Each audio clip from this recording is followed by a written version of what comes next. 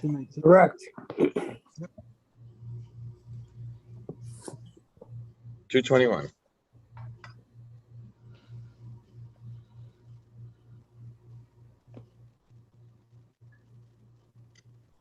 All right.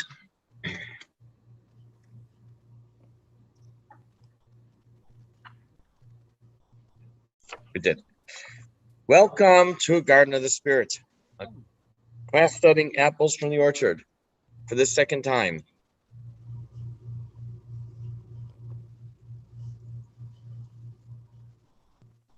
This class meets in Longmeadow, Massachusetts, the center of the universe, and is held in memory of Malka Rus Basmosha Margaret Vogel of blessed memory. Apples from the Orchard contains selections of teachings of Kabbalah from the Arizal, Rabbi Yisrael Luria, based on the weekly Torah portion, superbly translated and explained by Moshe Wisniewski.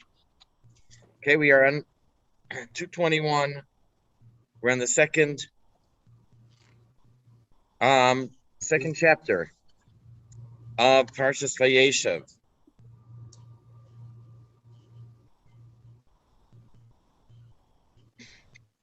And this is about the redeeming the widow in exile. Let's see what notes we have here.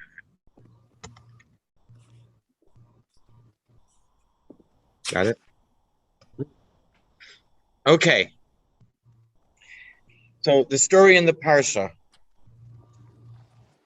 Yehuda's son, married Tamar. And the Torah tells us that he would interrupt intimacy so she would not get pregnant.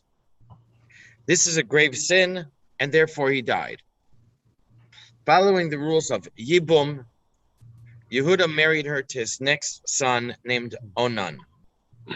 Onan acted like his brother did for a different reason, because a child born to his brother's widow would be called on his brother's name. He died as well.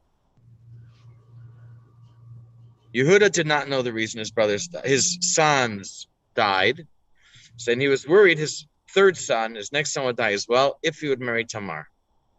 So Yehuda pushed her off, saying, "Stay as a widow in your father's house until my son Shelah grows up," because he said he too may die like his brothers. The Arizal will relate Yehuda's statement to Tamar in the context of Kabbalah. 1 minute.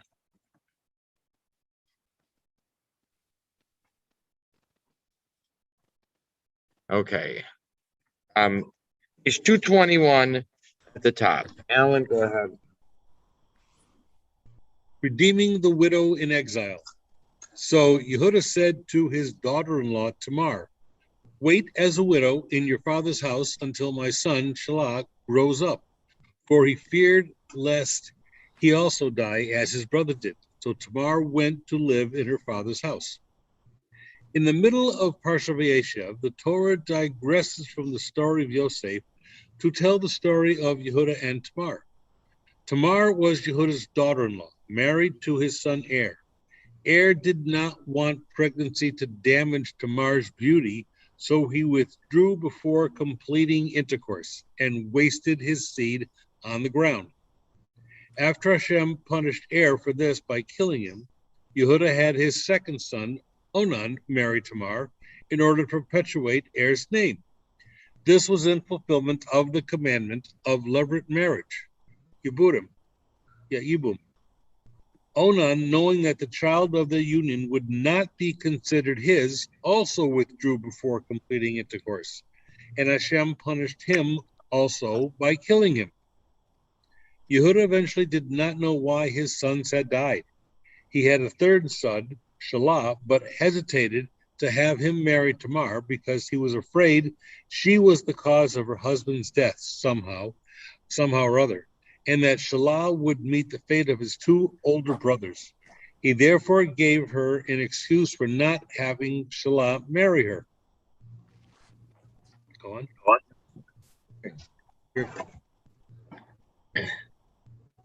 So, what is this?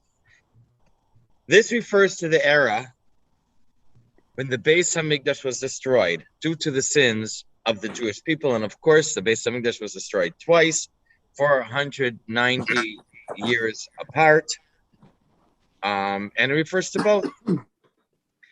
Hundreds of thousands died at the hands of both the Babylonians and the Romans, while hundreds of thousands were taken captive and sent to exile.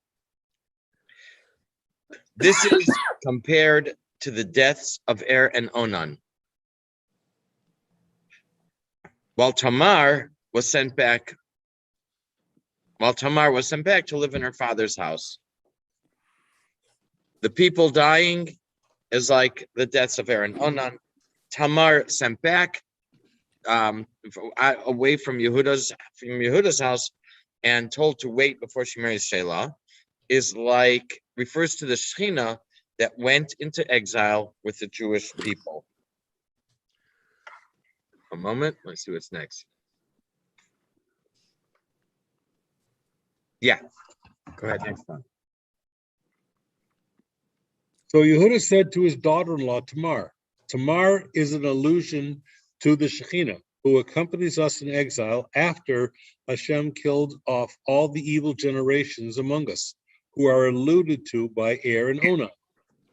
Some of the Jewish people who lived before the destruction of the temple were guilty of heinous sins. The sages state that the first temple was destroyed because of the sins of idolatry, murder, and adultery, while the second temple was destroyed because of the sins of baseless hatred and despisal of Torah study. These wicked people were eliminated in the destructions. The remainder of the people were not guilty of these sins, and whatever sins they committed could be atoned for and rectified by the process of exile. Even though Hashem exiled the Jewish people, his divine presence, the Shekhinah, accompanies us, always available to us.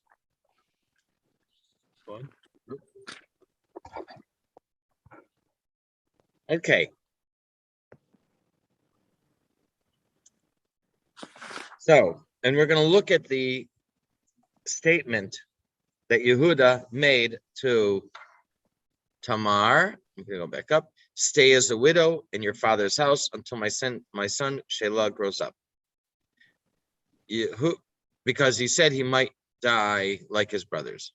Yehuda said, stay as a widow. This refers to the Shechina, as Yirmiyah also compares Yerushalayim to a widow at the beginning of the book of Eicha. Eicha yashva vadad, ha'ira basiyam, haisa ka'almana. How she sits alone. The city, with a great population, she has become like a widow. So this means just as a widow is alone and bereft, the city of Yerushalayim and the Shechina is alone and bereft, distance from its source. So when Yehuda says to Tamar, stay as a widow in your father's house, it means that the city of Yerushalayim and in particular the Shechina are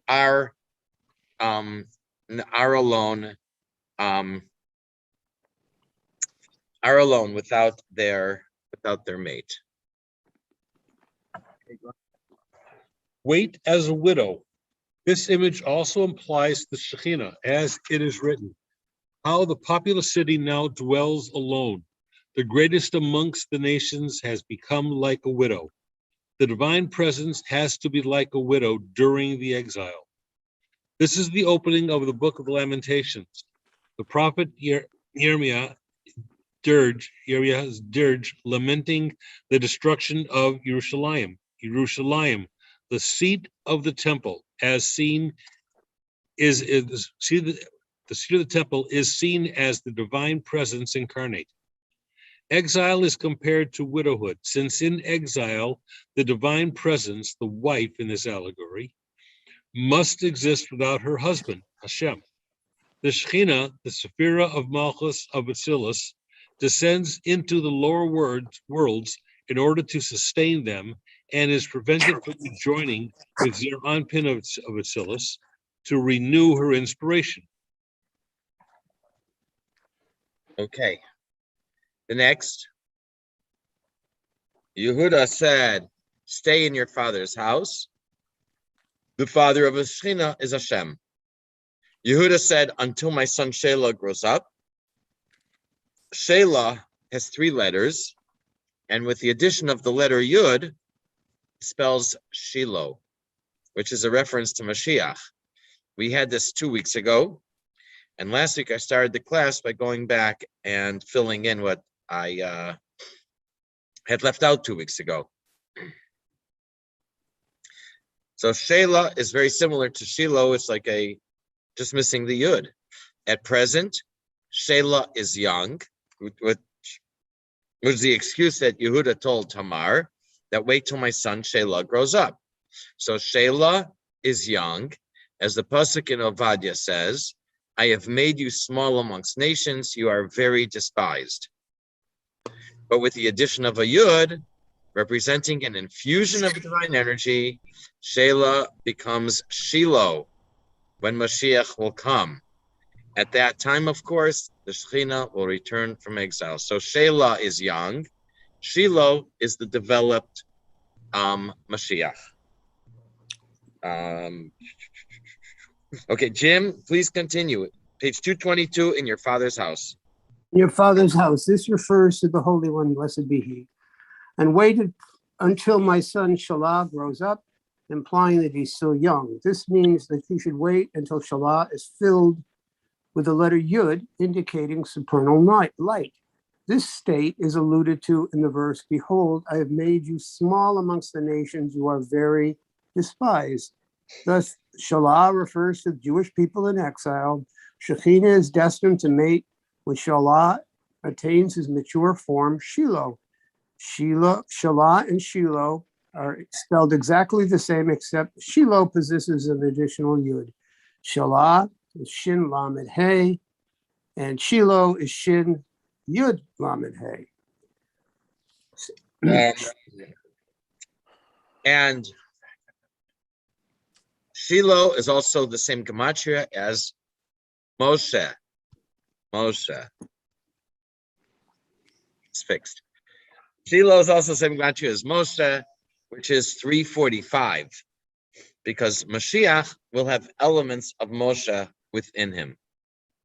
And Shiloh is a reference to Mashiach. Okay, go ahead, Jim. Shelah will remain in exile until Shiloh will come, filled with the Yud. This refers to the Mashiach, who will possess the soul of Moshe. On his deathbed, Jacob prophesies, the scepter of rulership shall not depart from Judah, nor a lawgiver from amongst his descendants until Shiloh is come, unto whom the nations shall gather. Shiloh in this verse is the appellation of the Messiah. Thus, Shelah here is the Jewish people whose consummate leader and representative is the Messiah. Okay. The numerical value of Shiloh 345 is also that of Moshe. Shiloh Shin Yud Lamed Hey 300 plus 10 plus 30 plus 5 345. Moshe 40 plus 300 plus 5 plus 345. The sages state that Moshe is the first and last redeemer. This means his soul will in some way be present in the Mashiach. Okay, next, 7. Yehuda said he might also die like his brothers. The people who, before we said that many people died and some survived and went to exile. The people who survived were not worthy to have the Shechina among them. Had the Shechina not gone into exile and the people would have stayed, then because they weren't worthy, many more would have died.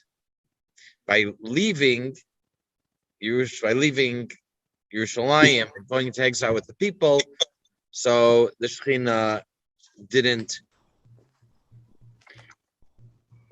demand such high standards of observance, behavior. Okay, and that's the next paragraph. Go ahead, 223 at the top, Jim. The reason why God decreed that the Shekhinah should be like a widow is because He feared lest he die as his brothers.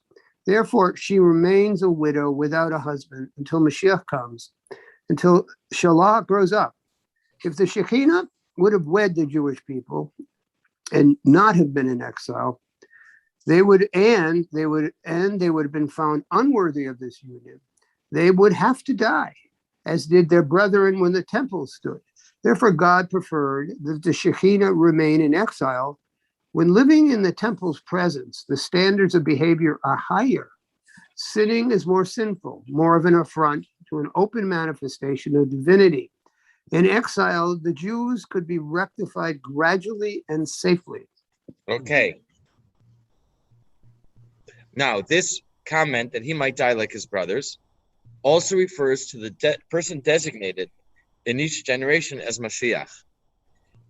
If the people of the time are worthy, then there's in every generation, there's someone designated in case Mashiach is supposed to come. If the people of the time are worthy, then this person is revealed as Mashiach. But if not, he dies, or he might be killed like Rabbi Akiva was killed by the Romans. Mashiach's role in each generation is to redeem the Jewish people should they be worthy, and to bring merit to the people and teach them Torah, I guess if they're not worthy.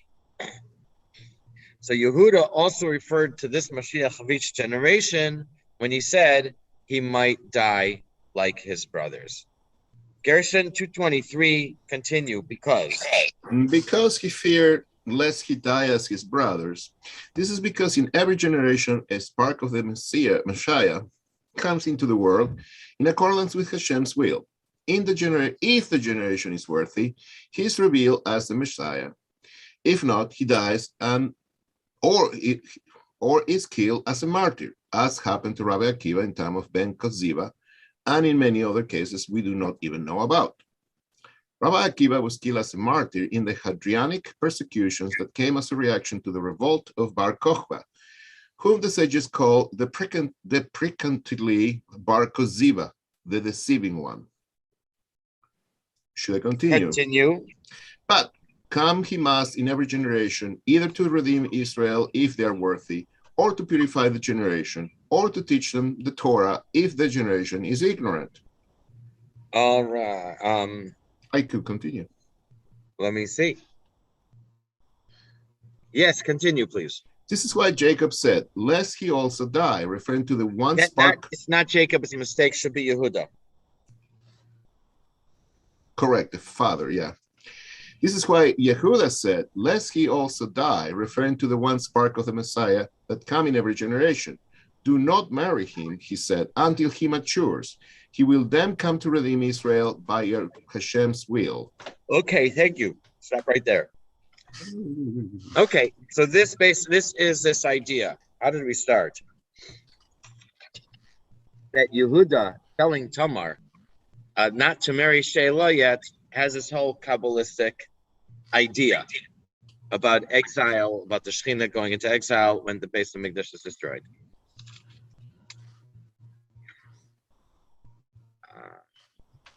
Okay, next. And we're still here.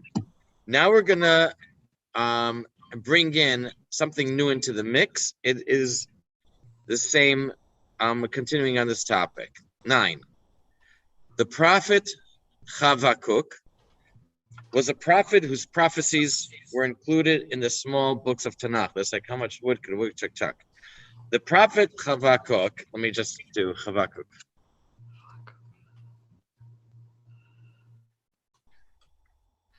Habakkuk is a prophet. Prophecies were included in the small books of Tanakh, 12 of them. Although it is unclear when he lived, he most probably lived when the evil Menashe, son of the righteous Chizkiah, was king, about 90 years before the destruction of the first base of Mikdash. If I'm not mistaken, it was during the reign of Chizkiah that the 10 tribes were exiled. The northern kingdom was exiled by Assyria, Sancherib. That was Chizkiah. So his son Menashe was king, I think, for 55 years. So it's during that time that Habakkuk was probably the said as prophecies. Some say he was actually the boy born to the Shunammite woman as a result of Elisha's blessing that we read in the Haftorah. And he was later brought back to life by Elisha. However, that would have been like 1 or 2 centuries earlier. So it's possible that we could reconcile everything by saying he was a descendant of the child born by Elisha's blessing. That would fit. So Habakkuk is a student of the prophet Nahum. Habakkuk has the following.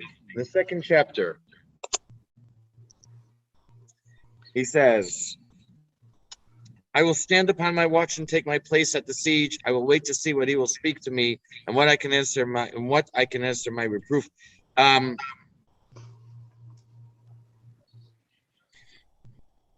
We read the prophets, hopefully, and they speak.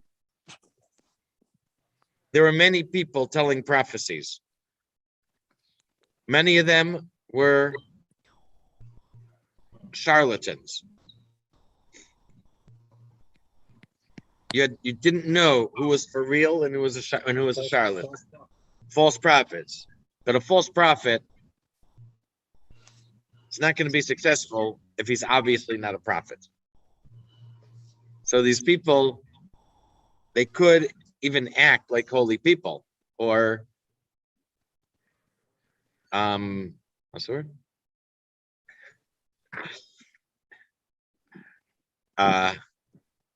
Not hermits, but living, alone. Ascetics. Ascetics. Ascetics. Ascetics. Living as ascetics, or as holy people.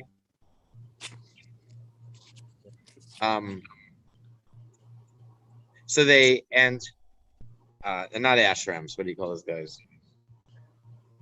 Monks. Huh? Monks. Not monks. The ashram dudes, guys from the ashrams. So they live, like what could be considered holy lives, and very often they would give good news. And who do you want to follow? Well, the prophets are speaking of what's going to happen, of impending doom. And so if we look at it, you have Yeshaya is speaking of the calamities that will occur, and we find they could have happened 100 years later, 200 years later, after Yeshaya. Yeshaya was put to death by his grandson, King Menashe. He had him executed. So being a prophet's not always safe. And the first message to Yirmiyah was, don't be afraid. Don't be afraid. And in the end, what happened? He survived, but he was thrown into jail for years, and not a neat, clean jail. The Navi is very clear. There was mud. They were hoping he would drown in it. So who knows how deep the mud was? It was like a loose mud. So it was nasty. So it could be 100 years later, 200 years, things could be fine, and then and with nothing impending, and things could turn around in a very short time. As we see events today, how quickly, I don't know if even quick describes it. The blitzkrieg of how things turned. So people heard from the prophet. It didn't mean it's happening tomorrow, so they didn't take it seriously. And 50 years later, they say, "Hey, yeah, you remember what Yeshaya said? You remember what Yirmiyah said?" So Habakkuk says, "I will stand upon my watch, take my place at the siege. I will wait to see what he will speak to me and what I can answer my reproof." Hashem answered me and said, "Write the vision and clarify it upon the tablets, so that a reader may read it swiftly. For there is yet another vision about the appointed time. It will speak of the end, and it will not deceive. Though it may tarry, await it. It will surely come. It will not delay." And And then he goes on.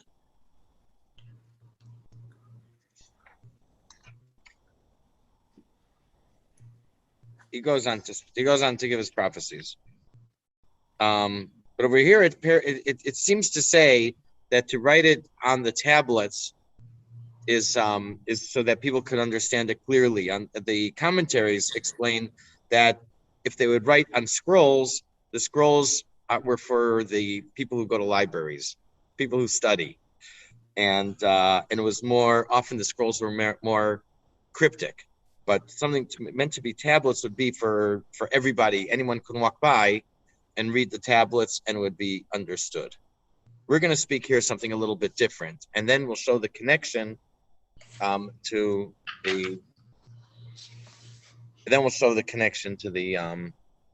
the story about Yehuda and Tamar. Okay, Gershon, bottom of 234. I'm sorry, 223. We skip a little, but that's fine. We also see in the case of Habakkuk. You can read the remainder. All right. The remainder of this excerpt describes how, in the case of the prophet Habakkuk, we see also that Hashem said that the time must be ripe for the redemption to occur. We also see in the case of Habakkuk, who, according to some opinions, was the spark of the Messiah in his generation. He said, I will stand on my watch and set me upon the tower and will watch to see what he will say to me and what I shall answer when I am reproved. And Hashem answered me and said, write the vision and make it plain upon tablets so that he who reads it may run. For the vision is still for an appointed time, and it speaks concerning the end and does not lie. Though it seems slow in coming, wait for it, because it will surely come. It will not come late. Abigail, continue 224. This seems self-contradictory. If God told him, write a vision and make it plain upon tablets, so that he who reads it may run through it, meaning so that whoever reads it will understand it immediately, it is obvious that he will write it plainly and clearly. Then, after God tells him what to write, he says that the matter is cryptic and that the vision is still for an appointed time and it speaks concerning the end and does not lie. Though it seems slow, wait for it, because it will surely come, it will not be late. Without saying when, this statement adds nothing to what we have been believing for all generations, that even if the Messiah tarries, we still await him, for he will surely come. Okay, so Hashem told Habakkuk to write his vision about the destruction by the Babylonians and the redemption. It's not clear exactly what it was referring to. On tablets so people can read it easily. Apparently, Hashem told him the vision would not be understood until Mashiach would come. In any case, just like we said that the Shekhinah would be in exile until Mashiach, the same applies to the ideas in Habakkuk's vision, which would not be understood until Mashiach comes. Continue, Abigail. The explanation, however, is as follows. It is written in the book of Daniel, now I have come to make you understand what shall befall your people in the latter days, for the vision is for days yet to come. This verse follows the account of how Daniel witnessed frightening and incomprehensible allegories. Allegories? Thus, whenever the term vision is used, it refers to an allegory. Therefore, when God told Habakkuk, write the vision, he was referring to an allegory, which is by nature a riddle. The expression, and make it plain upon the tablets, simply means that Habakkuk should write it down clearly, not that it should be understood, for it is so obscure that the reader will run through it, not understanding its meaning, since its meaning is so obscure. Thank you. So even though the plain meaning in Habakkuk is that it's written clearly so people can just read it superficially and understand what it's saying, they don't have to study it. Here, he looks at it differently and says that you read it quickly because it can't be understood. It can't be grasped. And so there's nothing to hang around for and to examine and to analyze.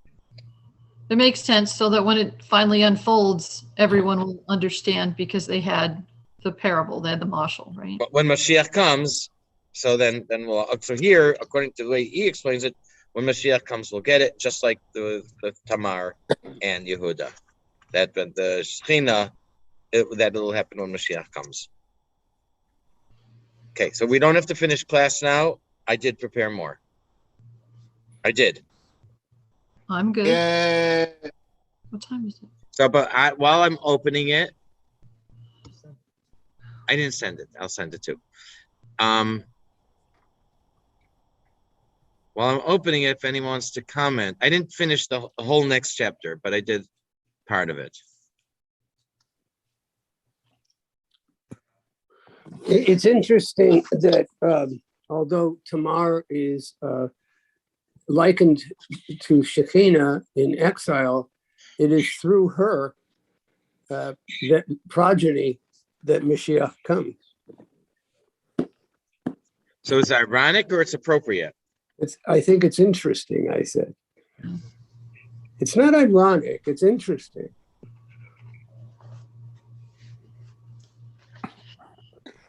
So through the exiled Shekinah, the Mashiach comes. That's what I said. And the Davidic dynasty. So you're saying that Tamar herself doesn't only represent the Shechina, she represents the Shechina in exile. Yes. Okay. And through her will come Mashiach. Yes. Oh, I forgot. I had something to share with you guys. I forgot about it. I can't access it. I needed to make arrangements. In the video that we showed, you reminded me, Jim. The Rebbe speaks about that the world appears to us as a jungle, and when in fact Hashem is in control at all times, no matter what's going on and what things look like.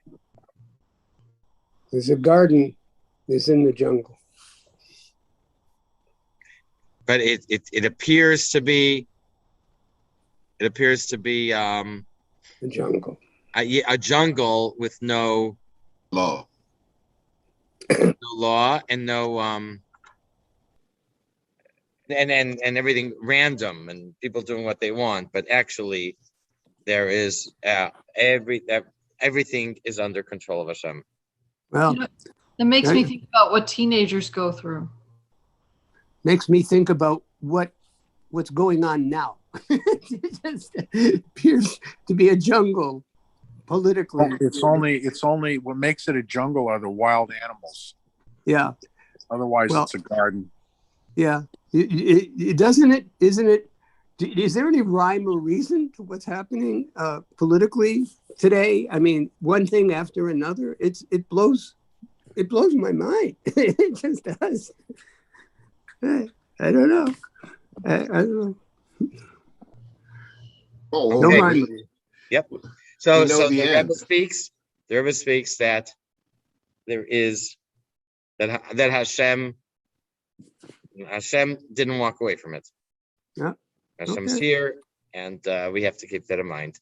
So, anyways, maybe for next week, I'll be able to share it. Okay. Okay. Thank you. Next chapter. All right. Yosef being sold to slavery in Egypt was a prelude to the Jewish people going into exile. I love this. I use words I don't even know how to pronounce. Exile. Or bereft. Don't know the definition for it, but it sounded like a good word to use there. Exile is a time we are not in our natural habitat. Okay, very important to define exile as a place where we're not at home, we're out of sorts, we're not comfortable, we're not in our natural habitat. The Hebrew word for Egypt, Mitzrayim, means constrict or strait, and constriction and strait are also a good description for exile. In Kabbalistic terms, this is represented by the narrow passage of the throat, which acts as an intermediary between the head, intermediary, well, this is how we say it in Chicago, between the head, the seat of the intellect, and the heart, the seat of the emotions. The intellect corresponds to the three upper spheros, and the emotions correspond to the seven lower spheros. And in between, we have the constriction of the neck. Okay, Abigail, 225, please begin from the top. The circulatory and respiratory systems. Yosef was brought down to Egypt. This was the beginning of the Egyptian exile. For because of this, Jacob's entire family eventually settled in Egypt, where they were later enslaved. The Egyptian exile is the prototype for all subsequent exiles and for all states of spiritual exile. So understanding its details is prerequisite to understanding the dynamic and flow of spiritual life. Okay, one more sentence. We have to explain now a number of expositions that are included in this exposition, as you will see. My turn again. We've come across, see, it's like prophecies of prophecies, exposition of expositions, and vanities of vanities, says Koheles. We've come across many times about expanded spelling, looking at the name of the letter instead of the letter itself. Usually, it's been about the name Havaya. But the same can also be done for the name Elokim. Aleph Lamed, Hey Yud Mem. Aleph is 111. Then in expanded spelling, Aleph is 111, Lamed 74, Hey 15, Yud 20, Mem 80. However, since the letter Hey can be spelled three ways, we had that in Havaya, and which are Hey Aleph, or Hey Hey, or Hey Yud, whose value is 6, 10, and 15, respectively. I'm sorry, respectfully. The Gemat. Frozen. Sorry. No, I've got, you're frozen, Jim. I see people moving. We didn't. Okay. No, I didn't. We didn't hear you for a little bit. Can you hear me? Yeah, now, yeah. Okay.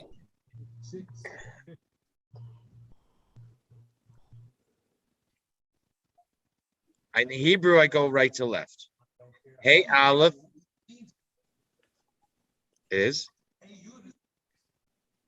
Can I see your phone? Maybe you got switched here. Where are you? I can hear you guys. I can hear.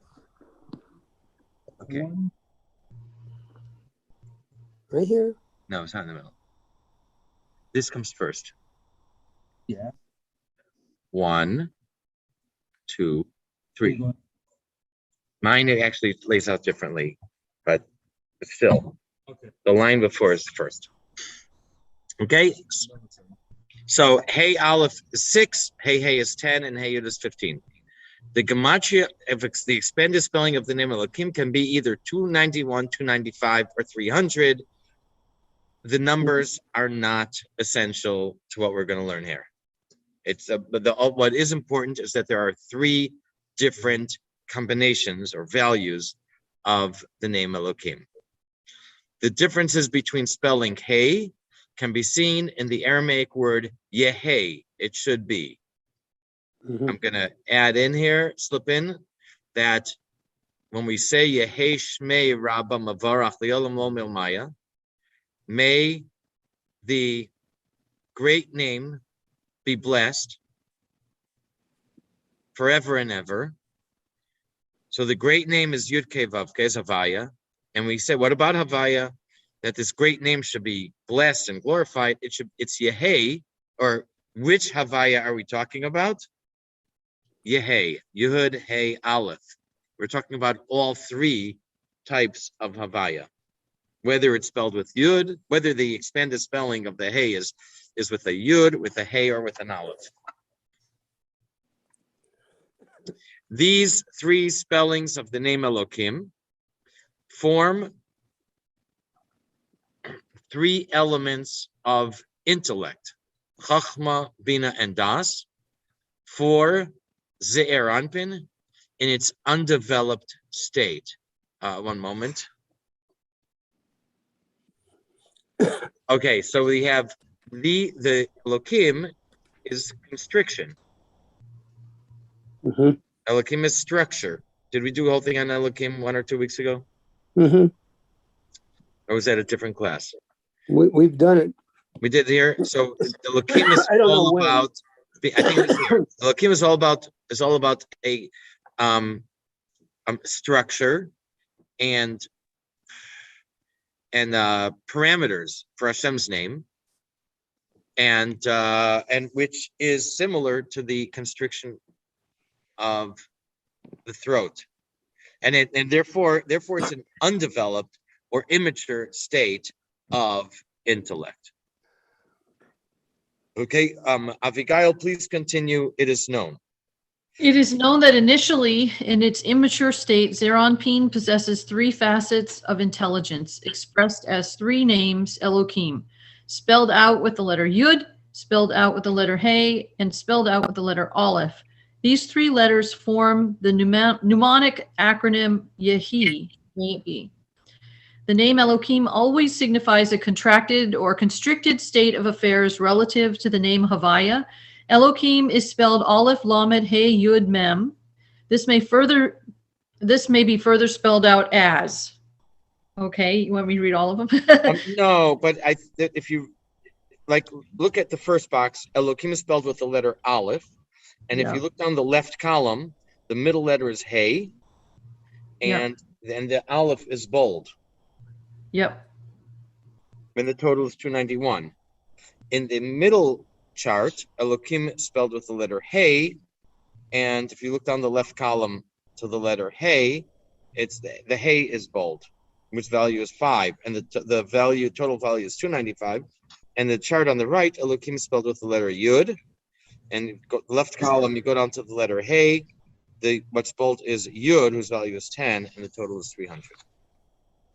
Yep. But again, the values are not essential. What is important here is that there are three spellings, three different forms of Elohim.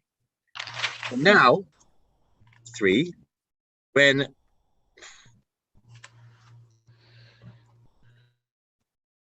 when Ze'er Anpin develops, it switches from intellect of Elohim to intellect of Havaya, and Elohim is voted off the island and expelled downward into the throat. Go ahead, Abigail.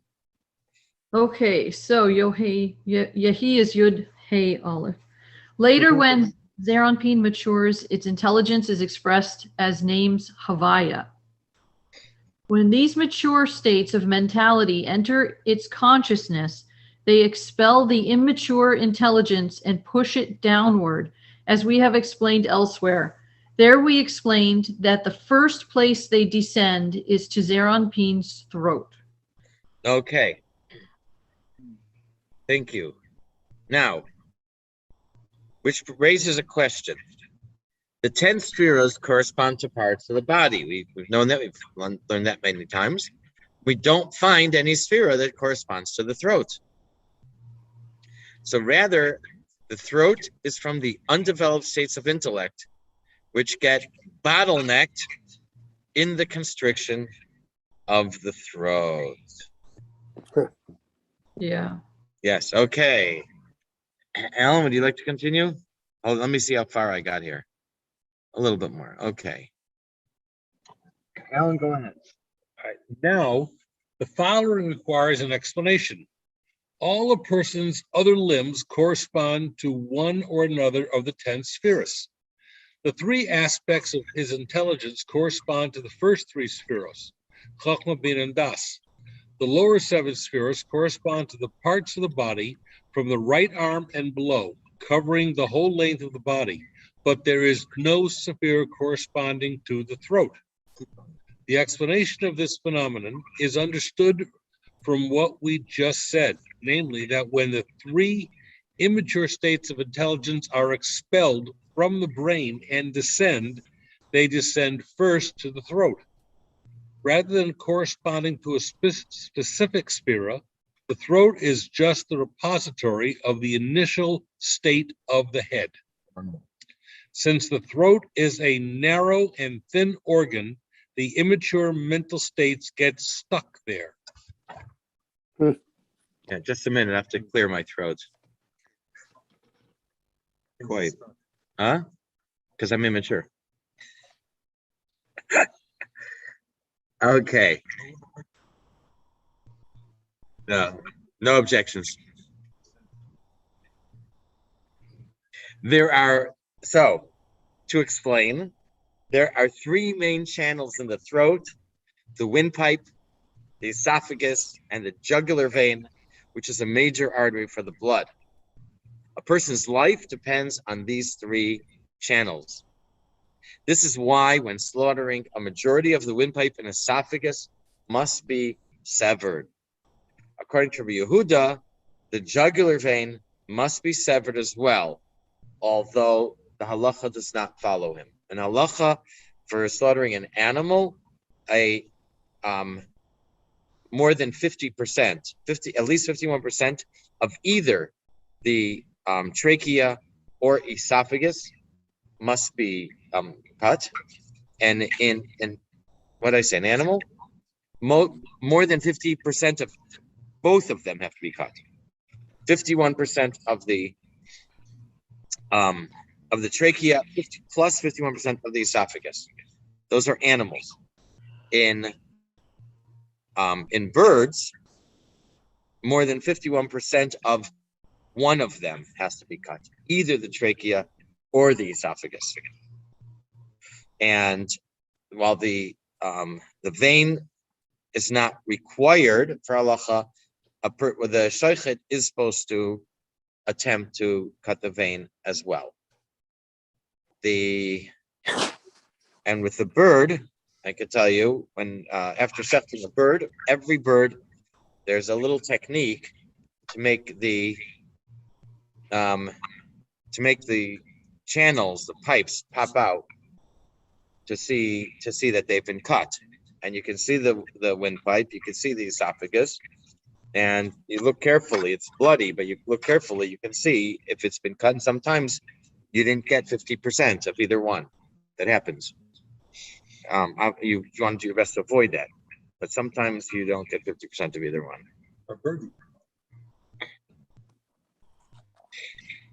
But then you're going to dull. If you lop the whole head off, you're going to dull your knife on the bone.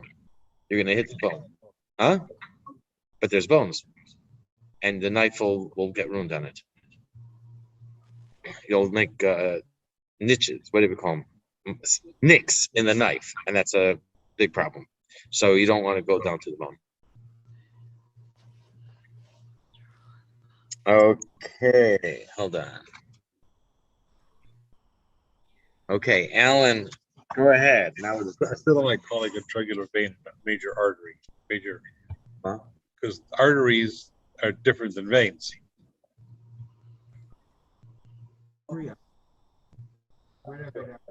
The jugular vein, which is a major artery, and a pathway. Where am I?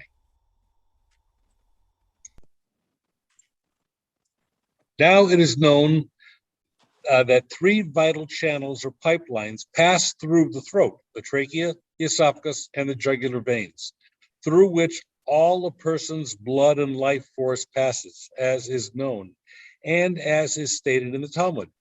Take care with the jugular veins, in accordance with the opinion of Rabbi Yehuda, who said that the slaughterer must cut through the jugular veins.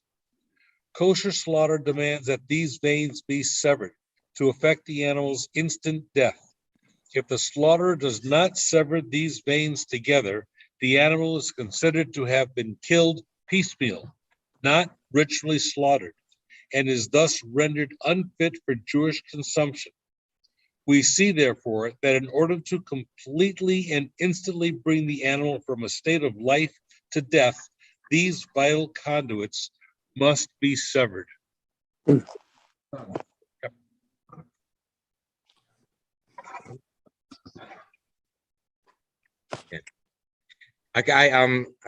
I'm gonna double check what he just read, what Ellen just read. So these three channels correspond to the three undeveloped states of intellect. The windpipe is from Chachma, the esophagus is from Bina, and the jugular vein is from. These three channels are formed from the three aspects of immature intelligence that descend there. Specifically, the trachea is formed from the immature Chachma, the esophagus is formed from the immature Bina, and the jugular veins are formed from the immature Das. Go ahead.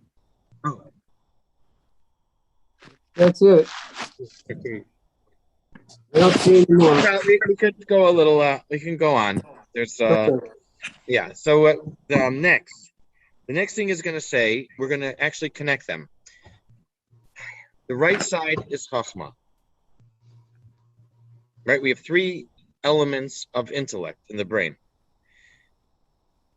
There are three elements of intellect. Chachma is on the right, and this is going to align with the trachea, which is on the right side as well. The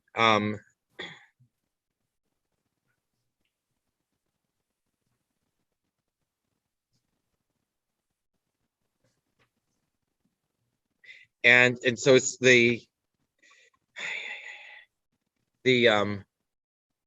Chachma and the trachea we're going to see that there are similarities between them. Jim, go ahead to explain. To explain, the right lobe of the brain, the seat of Chachma, spreads through the trachea, which is on the right side of the throat. This is the significance of the statement in the Zohar that the lung absorbs all types of moisture. This is a very curious statement because we know that even if a drop of water enters the trachea, the person will die. We also see that the lower end of the trachea extends into the lungs and the heart, and there is no passageway there through which water that enters the upper trachea could exist elsewhere. Okay, so what does this mean? That that the lung absorbs all type of moisture? Go ahead, the meaning. The meaning, rather, is that the esophagus, okay, now we're on esophagus, carries food and drink and all types of moisture downward, while the trachea is used only for producing the voice and speech, as is mentioned in the Talmud and in the passage from the Zohar in question. In this respect, trachea is similar to the world to come, in which there's neither eating nor drinking, etc. Air enters the body via the trachea, is used to produce sound. Presumably, the sages do not mean to say that the air entering the body via the trachea is not used for any other purpose, such as providing oxygen for the lungs, but merely that it is not used at all for carrying fluids. Okay, so we don't have the answer yet of what the trachea, what it means that the lungs absorb the moisture, and that the and why the trachea is aligned with Chachma.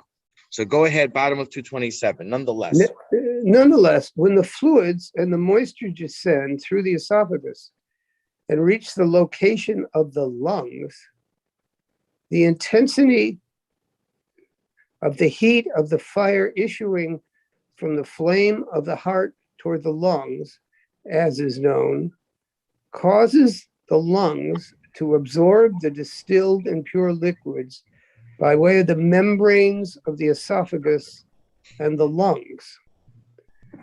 The lungs then pass these liquids to the heart to cool off the intense heat.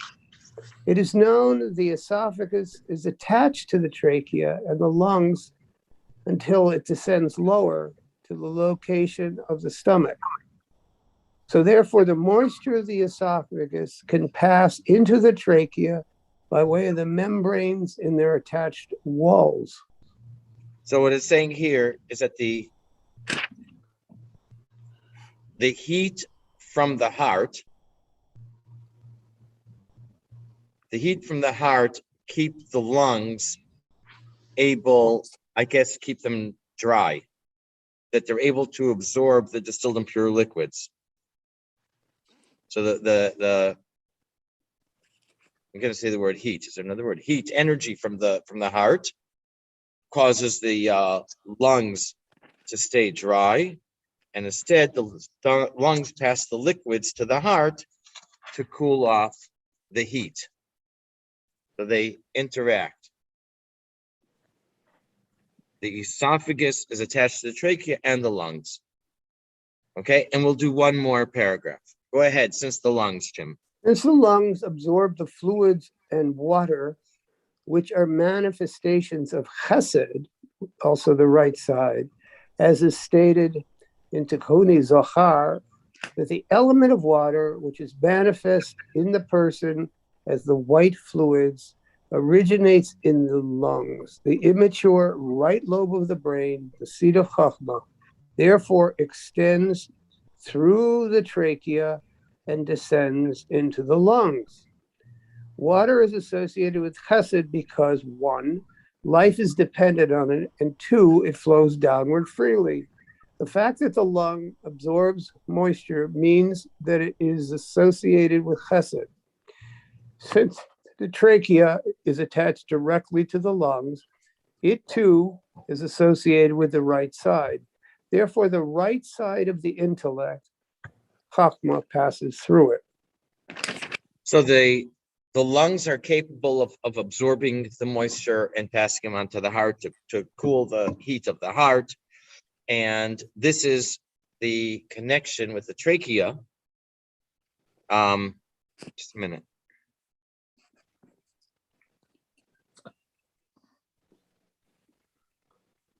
Yeah, it uses the word fluids. So there are a few different words. I want to check the Hebrew word. So therefore, the trachea is also this idea of chesed. It's an idea of moisture. And I guess perhaps in practical terms, you can think about moisture in the air that the person's breathing. Right. And this aligns with chachma, and so they're both on the right side. He does say that this is, since it's through the throat, though, it is undeveloped chachma. Okay, remember, we started this by saying that Yosef was brought down to Egypt, and Egypt is exile, and since Egypt is exile, and the word Mitzrayim, and the word Mitzrayim means constricted, so therefore this brings us to the throat, the corresponding part of the human body, which is the throat, where there is this constriction